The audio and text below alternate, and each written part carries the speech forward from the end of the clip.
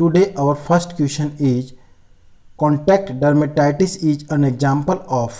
Option है option A type 1 hypersensitivity, option B type 2 hypersensitivity, option C type 3 hypersensitivity and option D type 4 hypersensitivity. Friends, इस type का question हमेशा medical अथवा paramedical exam में अवश्य ही पूछे जाते हैं। वैसे हम हाइपरसेंसिटिविटी पर अलग से विस्तृत चर्चा करेंगे। आइए अपने प्रश्न पर फोकस करते हैं। इसके ऑप्शन को देखें तो टाइप 1 हाइपरसेंसिटिविटी के दो फॉर्म होते हैं, फर्स्ट एनाफाइलैक्सिस एंड सेकेंड एटोपी। इसे हम IgE मीडिएटेड जो कि हिस्टामिन रिलीज करता है तथा अदर मीडिएटर मास्ट सेल व वेसोफिल्स होता है। टाइप 1 हाइपरसेंसिटिविटी इमीडिएट रिएक्शन को दर्शाता है, इसीलिए हम इसे इमीडिएट हाइपरसेंसिटिविटी भी कहते हैं, जो कि एंटीजन या एलर्जन के रिएक्शन से होता है, जैसे eczema, hay fever, asthma, acute dermatitis, itching of scalp, dust mite, pollen, pet dander, food sensitivity, drug sensitivity, bite of ant, bite of bee, bite of wasp. इस प्रकार के एग्जाम्पल से हम टाइप 1 हाइपरसेंसिटिविटी को आसानी से समझ सकते हैं। अब टाइप 2 हाइपरसेंसिटिविटी की बात करें तो टाइप 2 हाइपरसेंसिटिविटी को हम एंटीबॉडी मेडिएटेड साइटोटॉक्सिक हाइपरसेंसिटिविटी भी कहते हैं। इसे समझने के लिए ब्लड ट्रांसफ्यूजन रिएक्शन अच्छा एग्जाम्पल है। इसमें होस्ट एंटीबॉडी फॉरेन एंटीजन से रिएक्शन कर इनकॉम्पिटेबल ट्रांसफ्यूज ब्लड सेल द्वारा सेल का डिस्ट्रक्शन कर देता है। इसमें IgG व IgM इम्यूनोग्लोबुलिन्स एंटीजन के सेल सरफेस पर बॉन्ड होकर कॉम्प्लीमेंट फिक्सेशन को एक्टिवेट कर देता है। इसमें एग्जाम की दृष्टि से एग्जाम्पल जो याद रखना चाहिए वो हैं haemolytic disease of newborn, blood transfusion, Graves disease, myasthenia gravis, auto immunohaemolytic anaemia इत्यादि।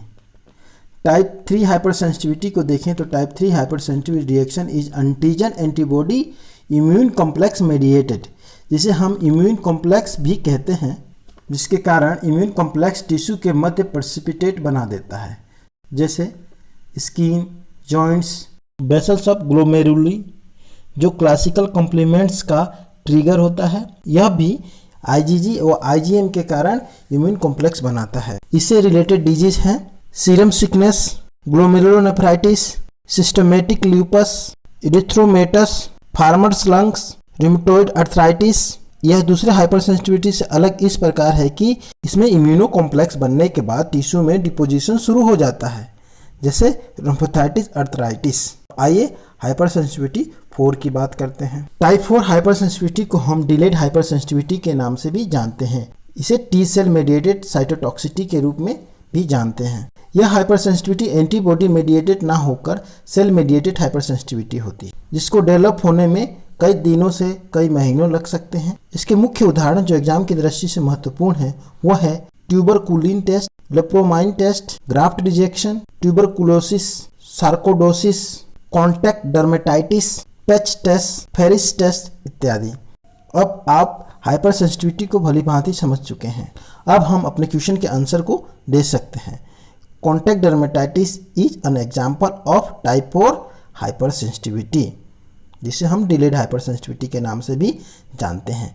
आइए अब अपने नेक्स्ट क्वेश्चन की तरफ चलते हैं। The colour code for the disposable of human anatomical waste is. Option A red, option B yellow, option C black and option D blue. Biomedical waste segregation guideline 2018 government of India के according red disposable में gloves, tubing, IB set, plastic syringe, plastic bottles, vacutainers, catheters, urine bag, drain gas का segregation किया जाता है। Yellow disposable container में plaster, dirty bandage, swabs, placenta, body part, tissue, organs, expired और discarded medicines, cytotoxic drugs, contaminated linen, used and discarded blood bags इत्यादि dispose किया जाता है। ब्लू कलर डिस्पोजेबल कंटेनर में broken ampoules, empty vials, metallic glass syringe, implants, ECG, leads, इत्यादि का disposable किया जाता है।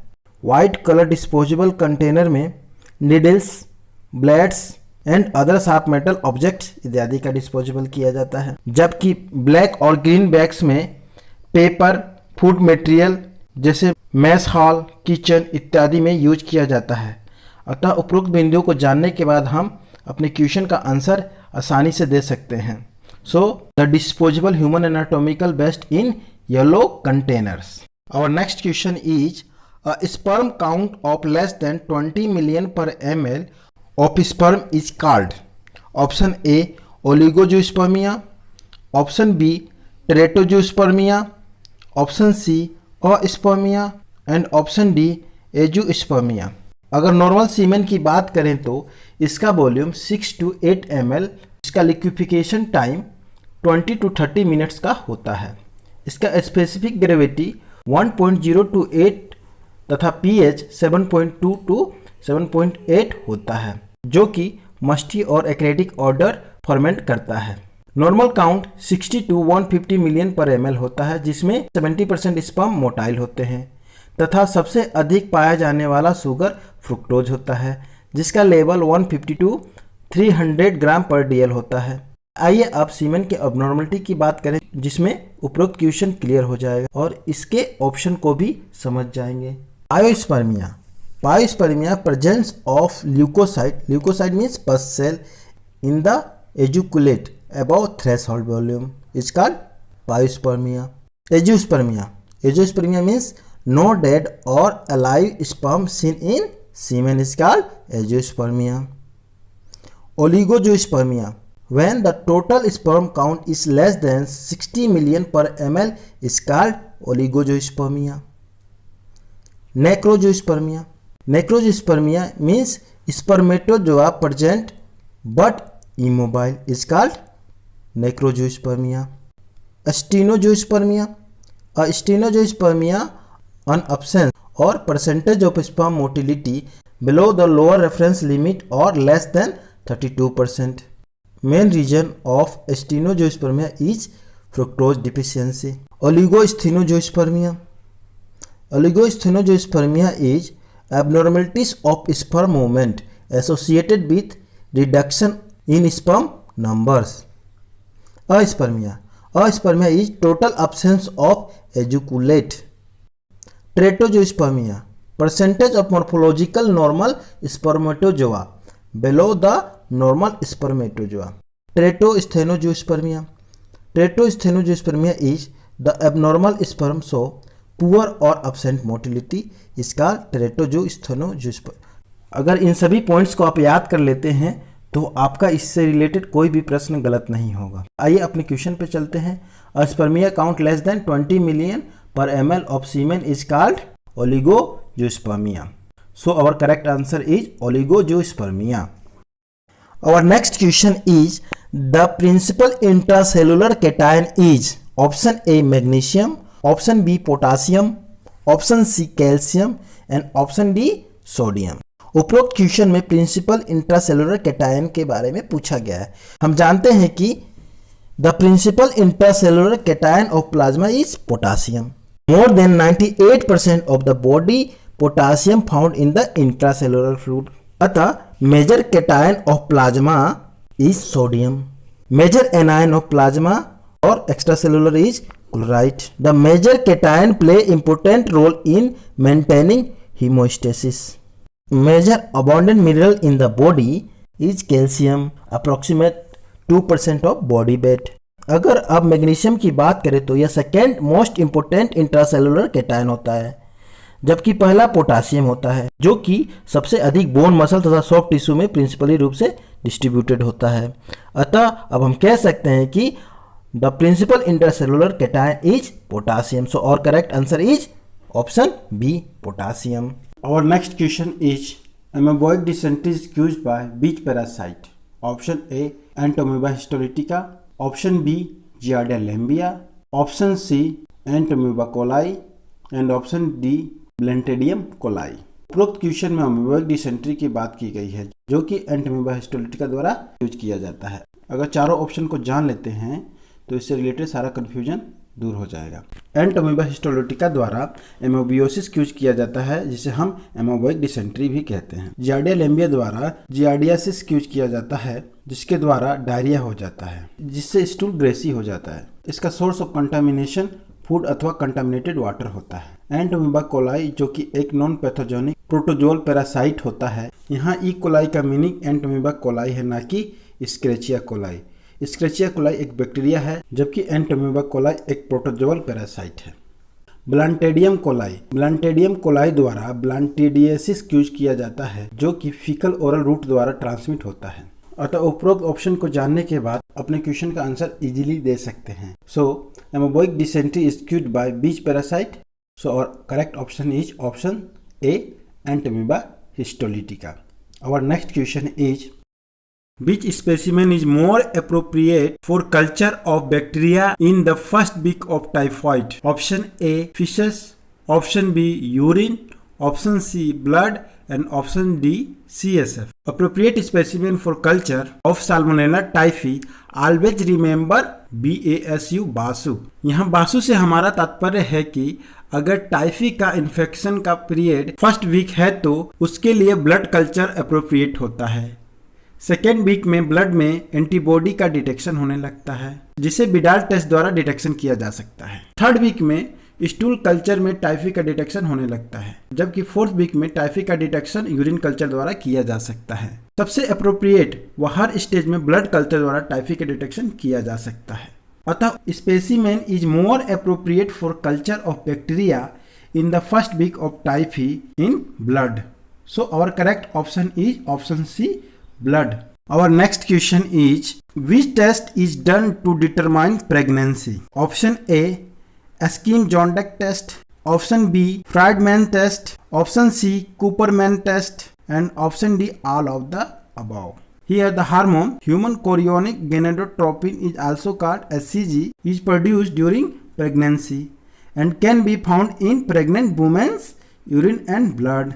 It indicates the presence of implanted fertilized egg. Some important tests to determine pregnancy are Eskim-Jondek test, Cooperman test, Friedman test, Hogben test, Galli-Mainani test. For all these test technique required animals. So after discussion we can say our correct option is option D, all of the above. Our next question is, milk is deficient of which mineral? Option A, phosphorus. Option B sodium, option C iron and option D potassium. हम जानते हैं कि milk में iron की deficiency होती है। इससे related पहलू को समझे तो कई क्वेश्चन क्लियर हो जाते हैं। आयरन के ऑब्जर्वेंस के लिए विटामिन सी की ज़रूरत होती है, अतः विटामिन के रूप में हम देखें तो milk is deficient of vitamin C.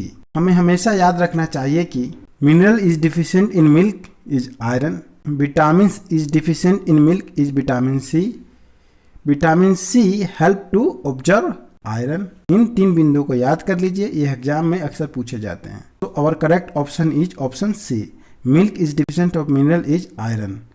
Our next question is, which of the following component is inhibited by EDTA in blood specimen? Option A, calcium. Option B, potassium. Option C, chloride. And option D, sodium. EDTA usually used as the disodium salt of the acid or as the dipotassium salt of the acid, potassium EDTA. Version and sequestern are the commercial name of this EDTA. EDTA is a powerful calcium chelating agent.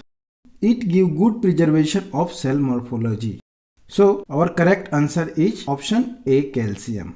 Our next question is, a colorimeter work on the principle of option A, Beer-Lambert law, option B, thermodynamic law, option C, Donan's membrane equilibrium, option D, reflection law. The colorimeter is based on the Beer-Lambert law. According to B, the observation of light transmit through the medium is directly proportional to the medium concentration. Thermodynamics express empirical fact of defined physical quantity such as temperature, heat, thermodynamic work, and entropy. Calorimeter, not colorimeter, based on the thermodynamic law. Donan membrane equilibrium is prominent in the triphase model for article cartilage, as well as electrochemical fuel cell and dialysis. Medical instrument like endoscope based on the reflection law. The law of reflection states that when a ray of light reflects off a surface, the angle of incidence is equal to the angle of reflection. After discussion, we know